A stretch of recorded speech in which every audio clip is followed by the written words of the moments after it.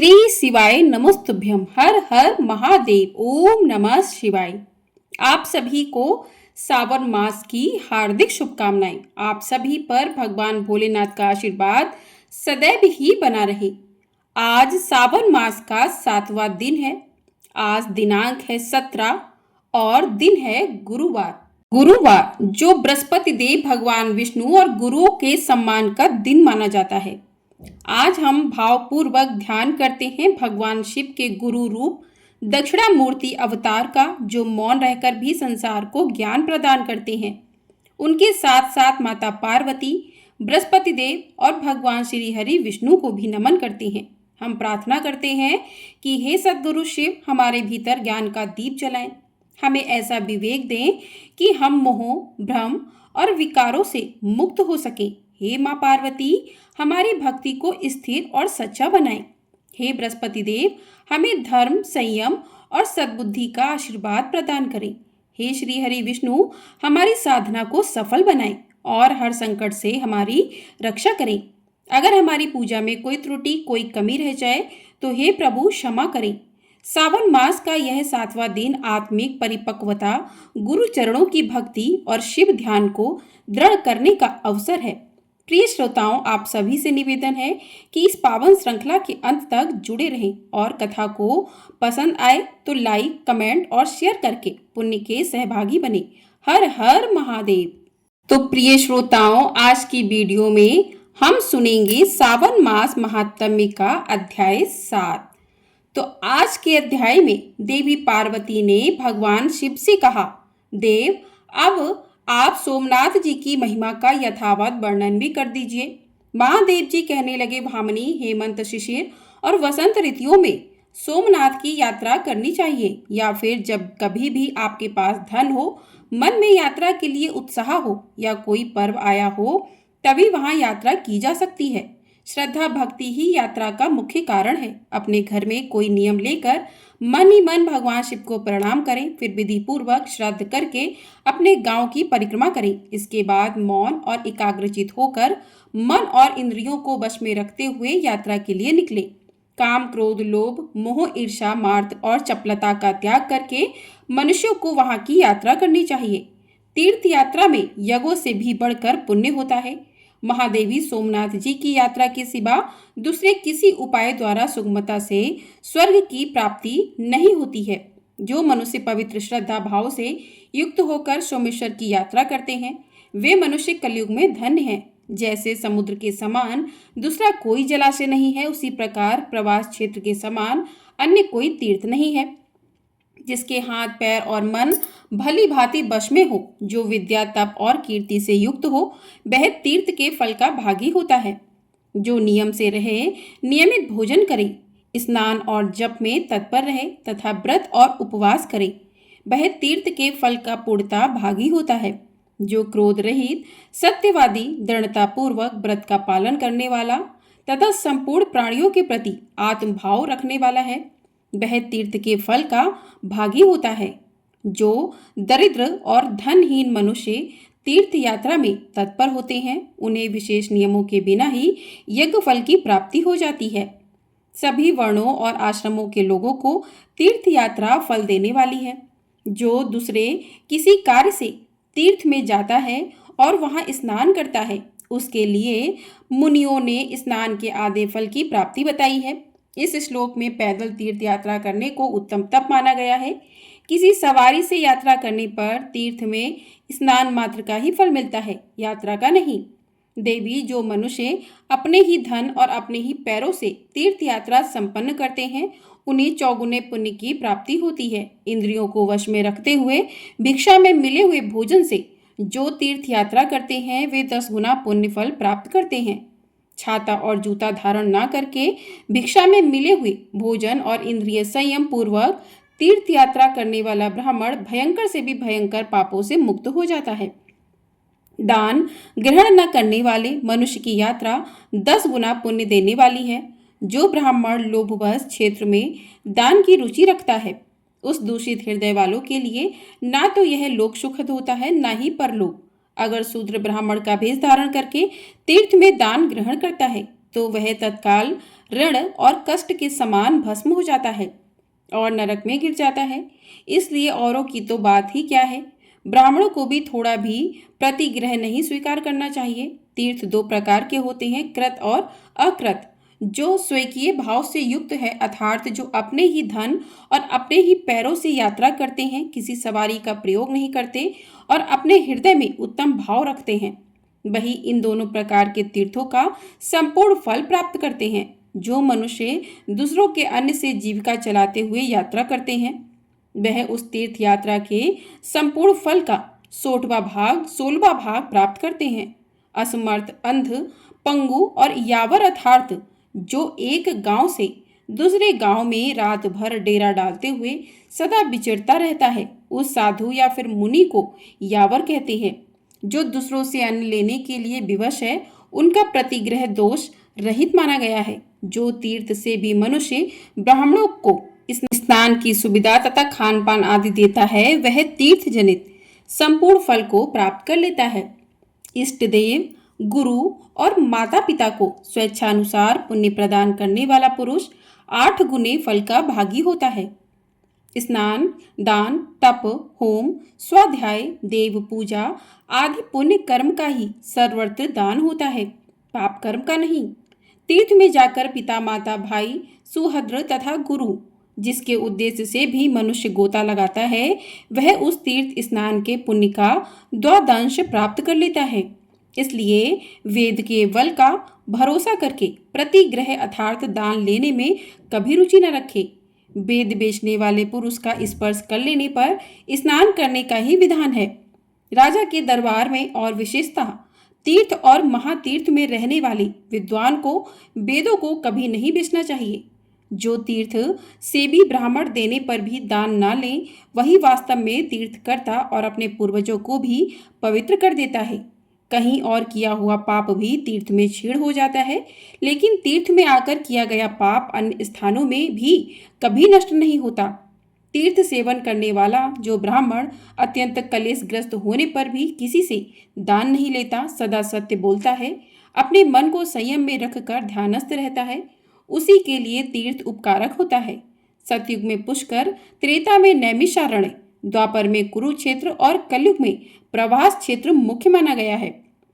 एक मनुष्य सहस्त्र युगों तक एक पैर से खड़ा होकर तपस्या करता है और दूसरा केवल प्रभास तीर्थ की यात्रा करता है, और ऐसे में दोनों का ही फल एक समान है।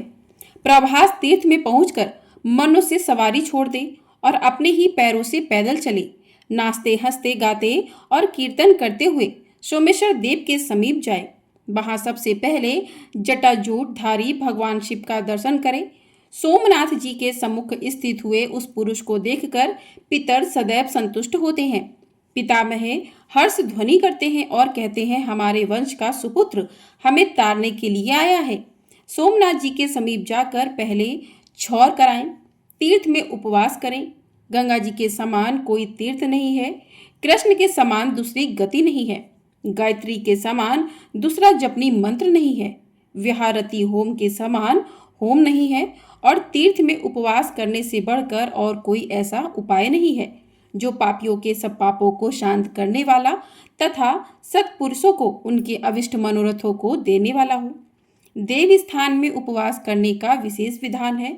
उपवास ही ब्राह्मण का श्रेष्ठ तप कहा गया है। छठे समय भोजन करना शूद्रों के लिए महान तप है। वर्ण संकरों के लिए एक दिन का उपवास ही श्रेष्ठ तप है। अगर शूद्र छठे काल से अधिक उपवास करें अर्थात वह 3 दिन से अधिक समय तक बिना भोजन किए तप करता रहे तो राष्ट्र की हानि होती है और राजा के लिए महान उपद्रव प्राप्त होता है। शूद्र को चाहिए कि वह कुशा न उखाड़े, कपिला गौ का दूध ना पिए, पीपल के पत्ते पर भोजन न करे और यज्ञ का पुडोराश न खाए। शूद्र के कर्म केवल देवता आदि को नमस्कार करने मात्र से ही सिद्ध हो जाते हैं। मंत्र युक्त प्रार्थना की कोई आवश्यकता ही नहीं रहती। शूद्र के लिए जिन कर्मों का निषेध किया गया है, अगर वह उन्हें करता है तो वह अपने पितरों के साथ घोर नरक में डूब जाता है। जिसने अपनी 11 इंद्रियों को वश में कर लिया हो वही तीर्थ का फल पाता है। दूसरे अजितेंद्रिय मनुष्य केवल कलेश के भागी होते हैं। जो मनुष्य तीर्थ में पितरों का श्राद्ध और स्नान करता है तथा सब प्राणियों के हित में संलग्न रहता है, वही तीर्थ के पूर्ण फल को पाता है। जो पाखंडी, लोभी और पर स्त्री परायण होकर तीर्थ यात्रा करता है वह केवल पाप का ही भागी होता है। महादेवी, ऐसा जानकर मनुष्य विधि पूर्वक तीर्थ यात्रा करे। पहले तीर्थ में उपवास करके श्रद्धा युक्त होकर दृढ़ता पूर्वक उत्तम व्रत का पालन करें। उसके बाद वहां भोजन करें। ब्राह्मण को उस दिन कहीं भी पराया अन्न नहीं खाना चाहिए।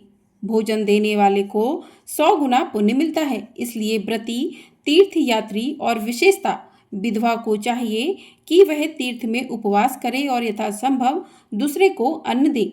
पराया अन्न भोजन करने पर जिसका अन्न खाया जाता है उसी को पुण्य फल मिल जाता है। अब मैं विधवा स्त्री के लिए तीर्थ यात्रा की विधि बताता हूँ। विधवा को उचित है कि वह रोली, चंदन, पान, पुष्पमाला, रंगीन वस्त्र, सैया आदि बिछावन, अशिष्ट मनुष्यों से वार्तालाप, दोबारा भोजन पर पुरुष की ओर देखना और हंसना छोड़ दे। जोर जोर से बोलना, जूते पहनना, नृत्य और गीत को त्याग दे। केश रखना, आंखों में काजल लगाना, उबटन लगवाना, उल्टा स्त्रियों से बात करना और पंडिताई दिखाना छोड़ दे। यति, ब्रह्मचारी और विधवा यह नित्य स्नान और श्वेत वस्त्र धारण करें। सतयुग में तप उत्तम है, त्रेता में ध्यान, द्वापर में यज्ञ और कलयुग में केवल दान श्रेष्ठ धर्म बताए गए हैं। मुनि लोग प्रभास में पहुंचकर कृच्छ, चांद्रायण आदि तप करते हैं और दूसरे लोग कलयुग में प्रवास क्षेत्र में जाकर ब्राह्मणों को विधि पूर्वक दान देते हैं, किंतु वे उस दान से ही तपस्या का फल पा लेते हैं। धान्य, रत्न, गुड़, स्वर्ण, तिल, रुई, शक्कर, घी, नमक और चांदी ये 10 पर्वत कहे गए हैं, अर्थात धान्य पर्वत, रत्नमय पर्वत और आदि रूप में इन वस्तुओं के पर्वत ढेरी का दान करना चाहिए। गुड़, घी, दही, मधु, जल, रुई, तिल, कंबल, रत्न और नमक यह 10 प्रकार की वस्तुएं धेनु मानी गई हैं। इनकी धेनु का दान किया जाता है। इन दानों में से कोई ना कोई एक दान विभिन्न तीर्थों में अवश्य ही करना चाहिए। महादेवी, सरस्वती समुद्र संगम में विद्वान ब्राह्मण के लिए गृहस्थ उपयोगी वस्तु और सर्वस्व दान करना चाहिए। बहुत हो या थोड़ा, ब्राह्मणों को प्रिय वस्तुओं का ही दान करना चाहिए। जिस तीर्थ में शिवलिंग तथा निर्मल जल वाला जलाशय हो वहां पहले अग्निहोत्र करके विशिष्ट दान देना चाहिए। प्रत्येक तीर्थ में देवताओं और पितरों का तर्पण, श्राद्धे, दक्षिणा सहित दान तथा गोदान करना चाहिए। यह आवश्यक विधि है। देवताओं को स्नान कराकर चंदन लगाएं और उनकी पूजा करें। पृथ्वी का भी भक्ति पूर्वक पूजन और लेपन करें। देव मंदिर में चूना लगाकर उसे सफेद करें। अगर मंदिर पुराना हो गया हो तो उसका जीर्णोद्धार कराएं। देव सेवा के लिए फुलवाड़ी लगाएं। निर्मल जल का कुआं बनवाएं और वन उपवन निर्माण करवाएं। ब्राह्मणों को प्रचुर दान दें और देव पूजन करें। सर्वत्र देव यात्रा के लिए यह विधि नियत की गई है। प्रसिद्ध तीर्थ में महादान और मध्यम श्रेणी का दान करें। गोदान तो सभी तीर्थों में करने योग्य है। इस प्रकार भक्ति पूर्वक दान करके मनुष्य अपने जन्म का फल प्राप्त कर लेता है। पार्वती जी ने पूछा, प्रभु, जो मनुष्य प्रवास क्षेत्र में आकर भी भक्ति, दान, स्नान और मंत्र से विहीन है, फिर उन्हें क्या फल मिलता है, यह भी बताइए। महादेव जी कहने लगे, देवी, धनी हो या निर्धन, मतरंग हो या मंत्र रहित, जो प्रभास में मृत्यु को प्राप्त होते हैं वे सभी शिवलोक को जाते हैं। प्रिय, जो मंत्रहीन और निर्धन मनुष्य वहां देह त्याग करते हैं उन्हें मैं एक बड़ा भारी विमान देता हूँ। वे स्नान दान के अनुरूप परम पद को प्राप्त होते हैं। कोई स्नान के प्रभाव से, कोई दान से, कोई सोमेश्वर लिंग के प्रभाव से, कोई लिंग पूजा से, कोई ध्यान के प्रभाव से, कोई योग की महिमा से, कोई मंत्र जाप से, कोई तप से, कोई तीर्थ संन्यास से तथा कोई भक्ति भाव के अनुसार वहाँ परम पद को प्राप्त होते हैं। यह तथा और भी बहुत से उत्तम, मध्यम और अधम श्रेणी के लोग सूर्य के समान तेजस्वी विमानों द्वारा शिवलोक में जाते हैं। पहले प्रणव का उच्चारण करके तीर्थ के पवित्र जल का स्पर्श करें। उसके बाद भीतर प्रवेश करके मंत्र पाठ पूर्वक स्नान करें। मंत्र इस प्रकार है, ओम नमो देव देवाय शीति कंठाय दंडने रुद्राय वाम हस्ताय चक्रण वेद से नमः।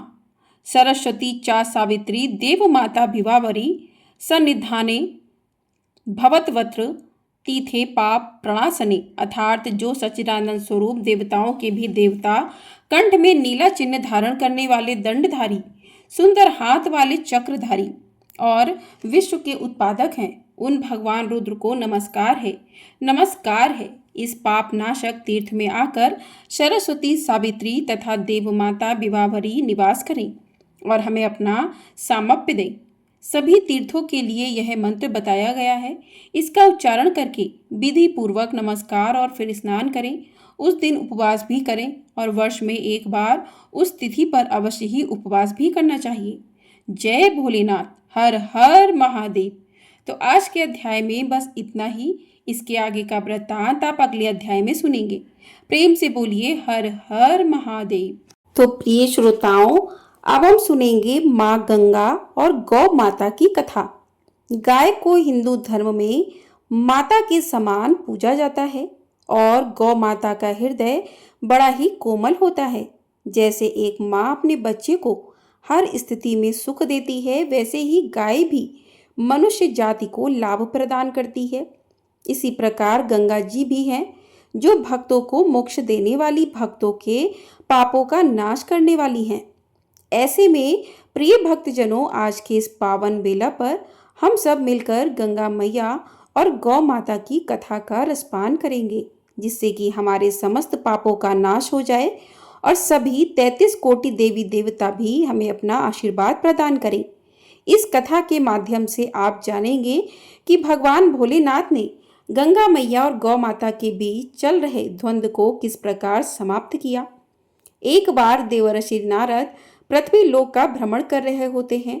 इधर उधर विचरने के बाद उनकी दृष्टि गौ माता पर पड़ी। साथ ही उन्होंने गंगा मैया को भी देखा। गौ माता गंगा नदी के किनारे घास चरकर अपना पेट भर रही थी। उसी समय देवर्षि नारद के मन में यह विचार आया कि चलो चलकर गंगा और गौ माता की परीक्षा लेते हैं। देखते हैं कि दोनों में किस प्रकार मतभेद होता है और दोनों एक दूसरे से झगड़ा करती हैं या फिर बुराई करती हैं या नहीं करती हैं। यह सोचकर नारद जी गंगा जी के पास गए और उनसे कहने लगे कि हे गंगा मैया, आप यह नहीं जानती कि आजकल क्या हो रहा है। गंगा मैया ने कहा, नहीं देवर्षि, मुझे कुछ नहीं पता। तब देवर्षि नारद ने कहा कि हे गंगा माता, आजकल मनुष्य आपसे ज़्यादा गौ माता की पूजा करने लगे हैं, उन्हें बहुत ज़्यादा मानने लगे हैं। कहा जाता है कि गौ माता का पूजन करने से उन्हें गाय में वास करने वाले सभी 33 कोटि देवी देवताओं का आशीर्वाद मिलता है। तब गंगा मैया ने कहा, हे देवर्षि, इसमें बड़ी बात क्या है? गौ माता में तो 33 कोटि देवी देवता वास करते ही हैं। तब देवर्षि नारद ने गंगा मैया से कहा, नहीं गंगा मैया, आप शायद भूल रही हैं कि आजकल गौ माता को बड़ा गर्व हो गया है। उन्हें अपने आप पर घमंड हो गया है कि वह आपसे भी बड़ी हैं, आपसे भी बड़ी तारिणी हैं और वहीं सब मनुष्यों का दुख दूर करने वाली हैं। देवर्षि नारद की बात सुनकर अब तो गंगा माता को क्रोध आ गया। तब गंगा मैया ने क्रोध करते हुए कहा, देवर्षि, ऐसा कैसे गाय ने मेरे बारे में ऐसा कहा? तो गंगा माता की बात सुनकर देवर्षि नारद ने समझा कि यही अवसर है जब गंगा मैया के क्रोध को और बढ़ाया जाए। तब देवर्षि ने गंगा मैया से कहा, हाँ माता, बिल्कुल ऐसा ही गौ माता ने कहा है। अब तो देवर्षि नारद वहां झगड़े का बीज बोकर चल पड़े। इधर गंगा मैया के मन में यह बात बैठ गई कि गौ माता उनकी बुराई कर रही हैं और अपने आप पर घमंड कर रही थीं, अपने आप को सबसे बड़ी तारिणी मान रही थीं। इधर गौ माता को घास चरते चरते बड़ी जोर की प्यास लगती है। तब वह गंगा मैया के जल में चली जाती हैं।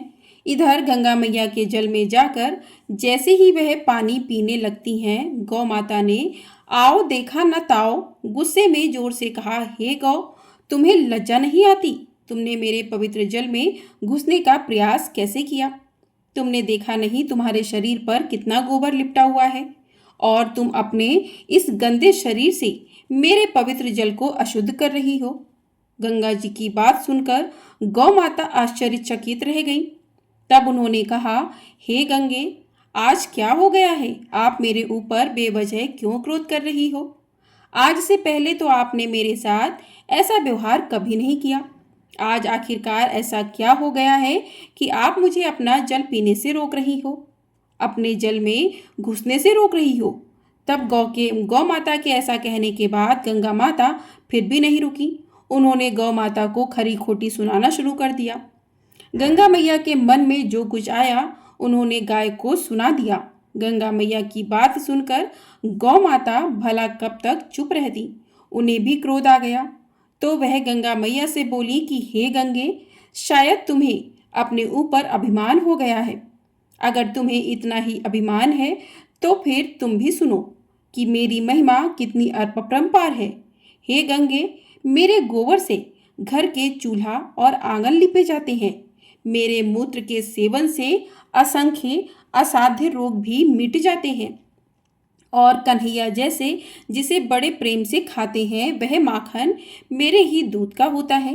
और जानती हो गंगे, जहाँ पर मेरा गोबर लीपा जाता है वहाँ की सारी नकारात्मक शक्तियाँ दूर भाग जाती हैं और सकारात्मक शक्तियों का प्रवेश होता है। गंगे, जिस जगह भी मेरे गोबर से लीपा जाता है उस जगह पर कभी बीमारियां पैर नहीं पसारती हैं। अब तुम ही बताओ कि मैं तुमसे ज़्यादा पवित्र हो या तुम मुझसे ज़्यादा पवित्र हो? गौ माता की बात सुनकर अब गंगा मैया भला कहाँ पीछे हटने वाली थी। गंगा मैया ने भी कहा, अच्छा यह बात है तो सुनो, मैं भी तुमसे कम थोड़ी हूँ। हे गौ, सुनो, 12 वर्षों के बाद हर बात मेरे ही किनारे पर कुंभ का मेला लगता है, जिसमें असंख्य लोग दूर दराज से स्नान करने आते हैं। जल में, मेरे पवित्र जल में स्नान करने से भक्तों के भाग्य जाग जाते हैं, दुर्भाग्य दूर हो जाते हैं।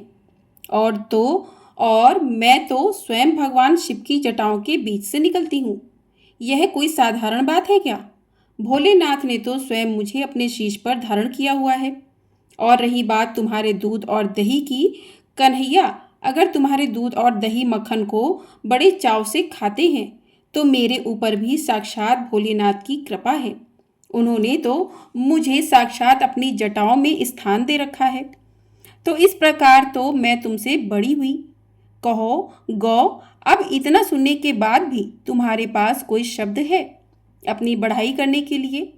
गंगा मैया की यह बात सुनकर गौ माता ने कहा, अच्छा गंगे, यह बात है तो चलो फिर सुनो।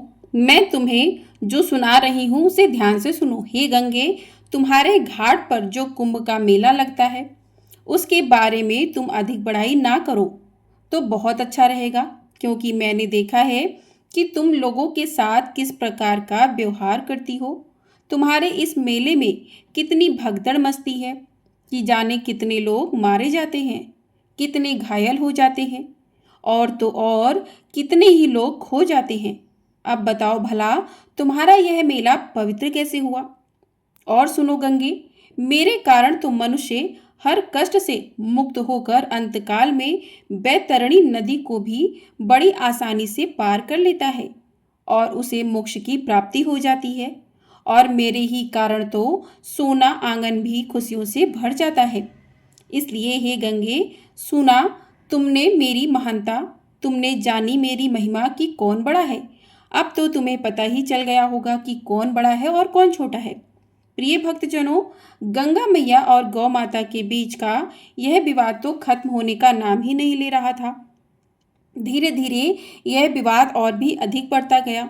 दोनों एक दूसरे के ऊपर शब्दों के बाण छोड़े जा रही थीं, एक दूसरे को शब्दों से घायल करती जा रही थीं। इस तरह से गंगा और गौ माता आपस में एक दूसरे से तुलना करने लगी। गंगा जी कहती हैं, मैं बड़ी, तो गौ माता भी चुप नहीं रहती हैं, कहती हैं मैं तुमसे बड़ी हूँ। अब आप ही बताइए प्रिय भक्तजनों कि इस समस्या का समाधान भला कैसे होगा, क्योंकि एक तारड़ी है और दूसरी उभारने वाली। जब दोनों ही लोग कहने लगे कि मैं बड़ी हूँ, मैं बड़ी हूँ, तो व्यक्ति को असमंजस में ही पड़ जाएगा ना। ना तो गौ माता अपने आप को गंगा मैया से कम मानने को तैयार थी और ना ही गंगा मैया पीछे हटने को तैयार थी। अब दोनों माताएं आपस में एक दूसरे से विवाद में उलझी रहती हैं। उन दोनों का यह विवाद कैलाश पर्वत पर विराजमान महादेव के कानों में भी पड़ा। तब महादेव जी के समीप बैठी देवी पार्वती ने कहा, प्रभु, मैं तो देख रही हूँ कि पृथ्वी लोक पर गाय और गंगा दोनों ही एक दूसरे से लड़ रही हैं। ऐसा कहकर देवी पार्वती भगवान शिव से प्रार्थना करने लगी कि हे प्रभु, इनके विवाद का कोई समाधान ढूंढिए, इनके विवाद को शांत कराइए, नहीं तो यह दोनों ऐसे ही उलझी रहेंगी और एक दूसरे को अपने शब्दों के बाण से घायल करती रहेंगी। इस प्रकार देवी पार्वती ने भोलेनाथ से प्रार्थना की। तभी नारायण नारायण कहते हुए देवर्षि नारद वहां पधारे। उन्हें देखकर भगवान शिव ने कहा, हे नारद, यह झगड़ा आखिर हो किस लिए रहा है? गाय और गंगा दोनों ही एक दूसरे से झगड़ा क्यों कर रही हैं? तब देवर्षि नारद बोले, हे प्रभु, अब मैं आपसे क्या छुपाऊं? मैंने ही सोचा था कि इन दोनों की परीक्षा ली जाए कि गाय और गंगा एक दूसरे से झगड़ा करेंगी या नहीं, एक दूसरे का सम्मान करती हैं या नहीं, एक दूसरे से लड़ जाती हैं। प्रभु, यह दोनों तो एक दूसरे के ऊपर शब्दों के बाण छोड़ती ही जा रही हैं। हे प्रभु, मैंने तो इनकी परीक्षा ले ली, अब आप ही इनकी परीक्षा को समाप्त कीजिए। देवर्षि नारद की बात सुनकर भगवान शिव ने कहा, देवर्षि, आप जहाँ भी जाते हैं, लोगों के, मनुष्यों के विचारों को पढ़ लेते हैं और फिर उन्हें आपस में लड़ाते हैं। लड़ाने के बाद उसका हल भी निकालते हैं। आपकी लीला तो अजब गजब ही है। देवर्षि, अब ठीक है, मैं ही गंगा और गाय के विवाद को समाप्त कराता हूँ। ऐसा कहकर भगवान शिव माता पार्वती के साथ धरती लोक पर आ जाते हैं। पीछे पीछे देवर्षि नारद भी पहुंच गए, उसी जगह पर जिस जगह पर गंगा और गौ माता आपस में विवाद कर रही थी, झगड़ा कर रही थी। नारद जी ने वहां पहुंचते ही बड़े जोर से कहा, नारायण नारायण। नारायण नारायण की आवाज सुनते ही गंगा और गौ माता दोनों ही अपने वाद विवाद को रोककर भगवान शिव और देवी पार्वती की ओर देखने लगे। उन्होंने देखा कि हमारे समक्ष तो साक्षात भगवान शिव और देवी पार्वती प्रकट हुए हैं। यह देखते ही दोनों ने ही झुककर भगवान शिव और देवी पार्वती को प्रणाम किया। तब महादेव ने उन्हें आशीर्वाद दिया और कहा कि हे गंगा और हे गौ माता, आप दोनों ही माताएं हैं, इस प्रकार से क्यों लड़ रही हैं? आपको तो यह बात बिल्कुल शोभा नहीं देती। प्रिय भक्तजनों, अब यह भी सुनिए कि भगवान शिव ने गंगा मैया और गौ माता से क्या कहा। भोलेनाथ जी ने गौ माता से कहा कि हे गौ माता, आप भी पावन हो, और गंगा मैया से कहा कि हे गंगे, तुम भी पावन हो। दोनों की महिमा एक समान है। आप दोनों में से कोई छोटा या बड़ा नहीं है। आप दोनों की महिमा ही एक समान है और आप दोनों का आशीर्वाद और गुण भी एक समान ही है। अगर आप दोनों की महानता को, आप दोनों के गुणों को एक ही तराजू में तौला जाए तो एक समान ही होंगे, क्योंकि एक भक्तों को तारने वाली है और दूसरी पालनहार है। और धरती लोक पर मनुष्य के कल्याण के लिए ही आप दोनों का अवतार हुआ है। तो इसलिए अब आप दोनों आपस का यह वाद विवाद छोड़िए और मनुष्यों के कल्याण के लिए जुट जाइए। भगवान शिव ने आगे कहा कि जिस पोखर और तालाब या किसी जल राशि को गौ माता लांघते हुए पार कर जाती हैं, वह गंगा, यमुना, सरस्वती और सिंधु आदि नदियों के समान ही पवित्र हो जाती हैं। गोधूली बेला यानी जिस समय चरवाहे गायों को जंगल से चलाकर घर वापस लाते हैं, उस समय अगर गाय के खुरों से निकली हुई धूल किसी के ऊपर पड़ जाए तो उसके समस्त पाप नष्ट हो जाते हैं। साथ ही साथ सभी प्रकार के दुख दरिद्र भी दूर हो जाते हैं। तो हे गौ, आपकी महिमा भी अपरंपार है। इसके बाद आगे अब भगवान शिव माता गंगा के बारे में कहते हैं, हे गंगा, आपको तो मोक्षदायिनी के रूप में जाना जाता है। ऐसा इसलिए क्योंकि पौराणिक समय से ही यह मान्यता है कि गंगा में स्नान करने से सभी पापों का नाश हो जाता है और अंत में पुण्य की प्राप्ति होती है। विशेषकर जो कोई भी अमावस्या या पूर्णिमा के दिन आपके पवित्र जल में स्नान करता है, उसे सभी देवी देवताओं का आशीर्वाद भी मिल जाता है। इसीलिए हे गंगे, आप भी सभी प्रकार के सुखों को प्रदान करने वाली हैं। आपके जल से तो व्यक्ति पवित्र हो जाता है, उसके जन्म जन्मांतर के पाप, रोग, कष्ट आदि दूर हो जाते हैं। इसलिए आप दोनों ही एक समान हैं। इसलिए अब मैं आशा करता हूँ कि हे गौ, हे गंगे, आप दोनों को मेरी बातें समझ में आ गई होंगी। ऐसा कहकर भगवान शिव माता पार्वती सहित वहीं अंतर्ध्यान हो गए। अब गौ माता और गंगा माता एक दूसरे से क्षमा मांगने लगी और खुशी खुशी अपने अपने रास्ते मनुष्यों के कल्याण के लिए निकल पड़ती हैं। और इधर देवर्षि नारद भी बीड़ा बजाते हुए नारायण नारायण कहकर वहां से चले जाते हैं। प्रिय भक्तजनों, आप सभी प्रेम से बोलिए गौ माता की जय और गंगा मैया की जय। तो आज की कथा यहीं पर समाप्त होती है। आपको वीडियो पसंद आई हो, वीडियो को लाइक कर लीजिएगा। चैनल पर नए हैं तो चैनल को सब्सक्राइब भी कर दीजिएगा। आपको हमारे चैनल पर इसी प्रकार से सावन मास की कथाएं प्रत्येक दिन सुनाई जा रही हैं। इन कथाओं को सुनने के लिए चैनल को सब्सक्राइब करके बेल आइकन प्रेस कर दें, जिससे आपको सभी वीडियो समय से प्राप्त हो सकेंगी और आप इन वीडियोस का आनंद ले सकेंगे। प्रेम से बोलिए हर हर महादेव, हर हर गंगे।